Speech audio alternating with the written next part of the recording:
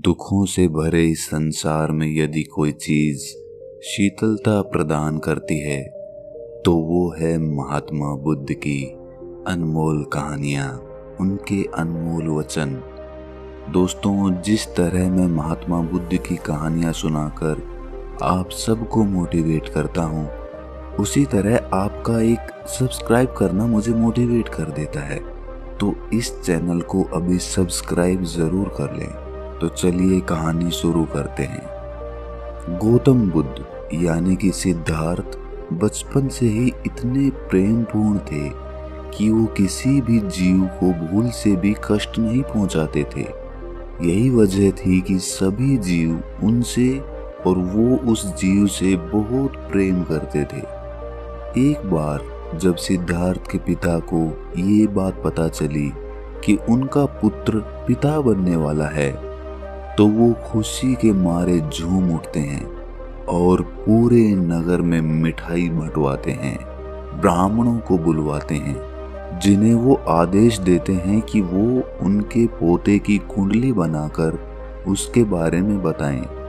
सभी ब्राह्मण उनके पोते की कुंडली बनाते हैं और उसे पढ़कर बताते हैं, लेकिन उस समय उनके पसीने छूट जाते हैं, क्योंकि उसमें ऐसा कुछ लिखा होता है कि यदि ये बात राजा को पता चलती है तो वो उनको जान से मार भी सकते थे।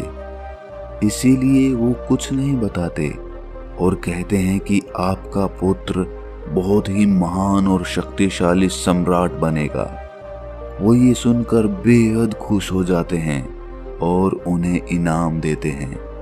लेकिन ये बात छुपाने योग्य नहीं थी, इसीलिए उनमें से एक ब्राह्मण ने इस बारे में सिद्धार्थ की माता को ये बात बता दी कि यदि सिद्धार्थ के पुत्र का जन्म होता है तो सिद्धार्थ की मृत्यु हो जाएगी, वो जीवित नहीं बचेंगे, क्योंकि सिद्धार्थ के पुत्र के जीवन में पिता का योग नहीं लिखा है। ये सुनकर उनकी माता के पैरों तले जमीन खिसक जाती है और वो कहती है कि हे ब्राह्मणों, क्या इसका कोई उपाय नहीं है? ब्राह्मण कहते हैं कि एक उपाय है।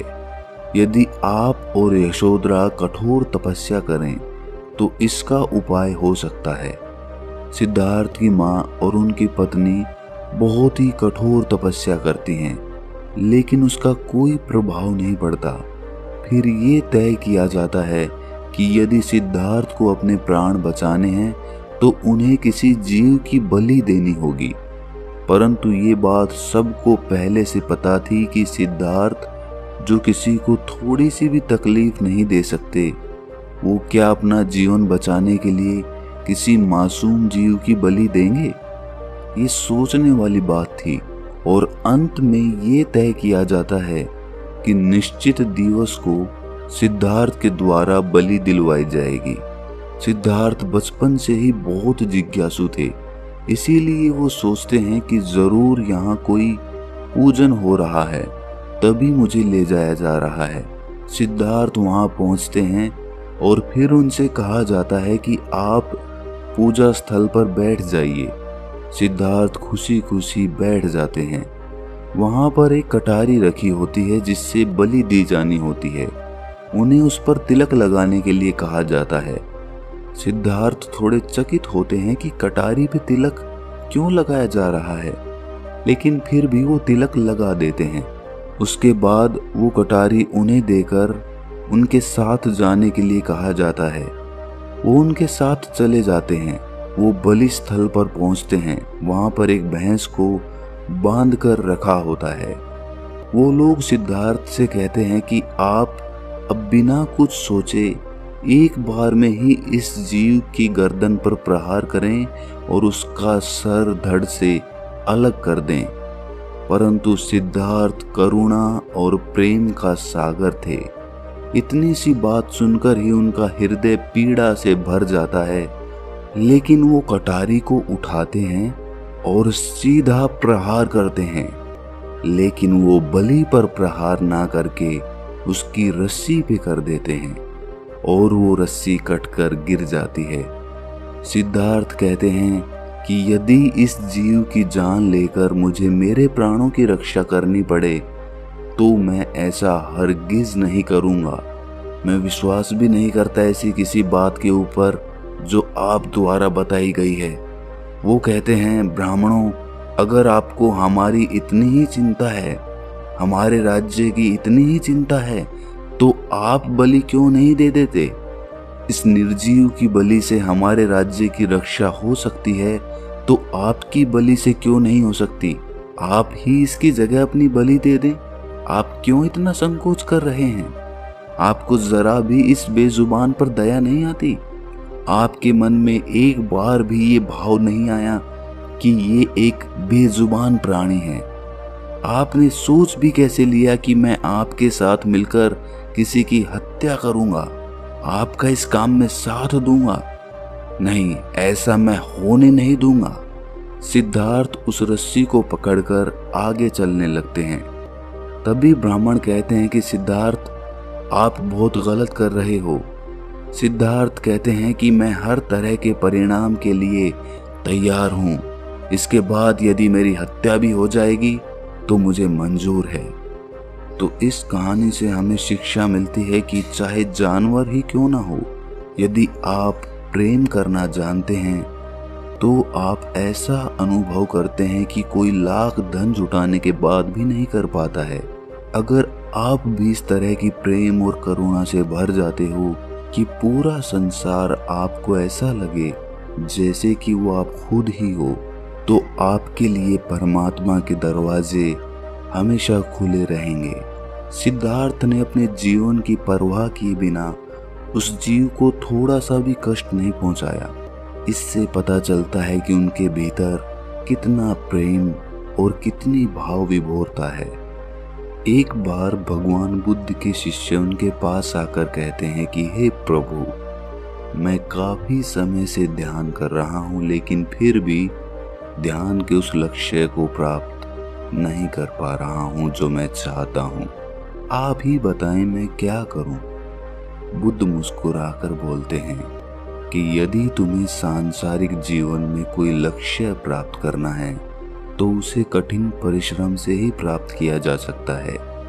उस लक्ष्य के लिए तुम्हें पता है कि तुम क्या कर सकते हो। तुम योजना बना सकते हो, कठिन परिश्रम कर सकते हो, लेकिन ध्यान एक अलग ही प्रक्रिया है। ये सांसारिक नहीं, ये भीतरी होता है। इसे पाने के लिए ना तो तुम योजना बना सकते हो, ना ही कठिन परिश्रम कर सकते हो, और ना ही तुम कुछ ऐसी चीज प्रयोग कर सकते हो जो तुम्हारे दिमाग से शुरू होती है। बुद्ध कहते हैं कि जिस तरह लोग सांसारिक जीवन में चीजों को पाने की कोशिश करते हैं, उसी प्रकार तुम ध्यान को प्राप्त करने की कोशिश कर रहे हो, जो कि बिल्कुल अलग है।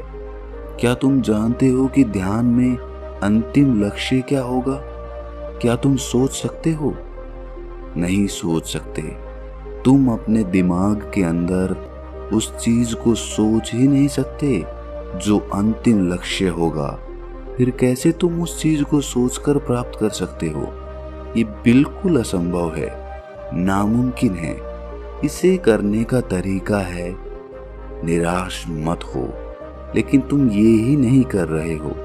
बुद्ध कहते हैं कि जिस समय तुम ध्यान में बैठो, उस समय तुम्हारे मन में जरा सी भी लालसा नहीं होनी चाहिए किसी भी चीज को लेकर, चाहे वो अंतिम सत्य ही क्यों ना हो। यदि तुम ध्यान के दौरान अंतिम सत्य को लक्ष्य बनाकर चलते हो तो तुम ध्यान में ऊपर नहीं उठ पाओगे। जो वास्तविक है तुम उससे चूक जाओगे। तो तुम्हें ध्यान के दौरान ध्यान की उस अंतिम अवस्था के बारे में सोचना भी नहीं है।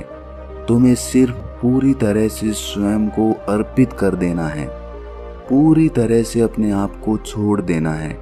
उस समय तुम्हारे लिए कोई भी चीज जरूरी नहीं होनी चाहिए, कोई भी नहीं, यहाँ तक कि मैं भी नहीं, यहाँ तक कि तुम्हारी अंतिम अवस्था भी नहीं जिसे तुम पाना चाहते हो। तब तुम ध्यान की उस चरम सीमा तक पहुंच जाओगे जहां तुम पहुंचना चाहते हो, भगवान बुद्ध ने बहुत ही सरल तरीके से अपने शिष्य को ध्यान के बारे में समझाया। दोस्तों, हम भी आपको यही समझाना चाहते हैं कि जिस भी समय आप ध्यान करें तो उस समय अपने दिमाग में ये ना सोच रखें कि आपको ध्यान से कुछ पाना है या आपको अपनी समझ बढ़ानी है। आपको बिल्कुल रिलैक्स रहना है। यहाँ तक कि ये भी ख्याल नहीं आना चाहिए कि जिस तरह मैं बैठा हूँ वो सही है या गलत। आपको बस अपने शरीर को ढीला छोड़ना है, रिलैक्स होना है। हमारे दिमाग में एक तरह का खिंचाव होता है।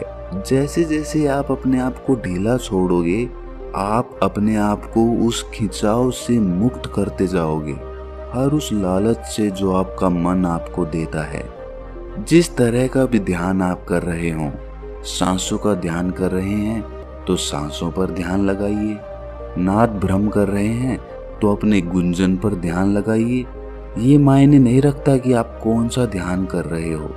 हर आदमी को हो सकता है अलग अलग ध्यान पसंद आए। जिस तरह किसी आदमी को कोई फल पसंद होता है और किसी आदमी को कोई दूसरा फल पसंद होता है, वही चीज ध्यान के संबंध में भी लागू होती है। बहुत तरह के ध्यान बनाए गए हैं, लेकिन आपको अपने लिए एक ध्यान चुनना है और निरंतर उसका अभ्यास करते चले जाना है, बिना ये सोचे कि इसका अंतिम लक्ष्य क्या होगा। तो दोस्तों, कमेंट सेक्शन में ज़रूर बताएं कि आप कौन सा ध्यान करते हैं, और यदि ये कहानी आपको अच्छी लगी तो इसे अपने मित्रों और रिश्तेदारों के साथ साझा ज़रूर करें। और ऐसी ही कहानियाँ सुनते रहने के लिए हमारे चैनल को सब्सक्राइब ज़रूर कर लें। तो मिलते हैं अगली किसी कहानी में, तब तक के लिए अपना ख्याल रखें। Thanks for watching. Please subscribe.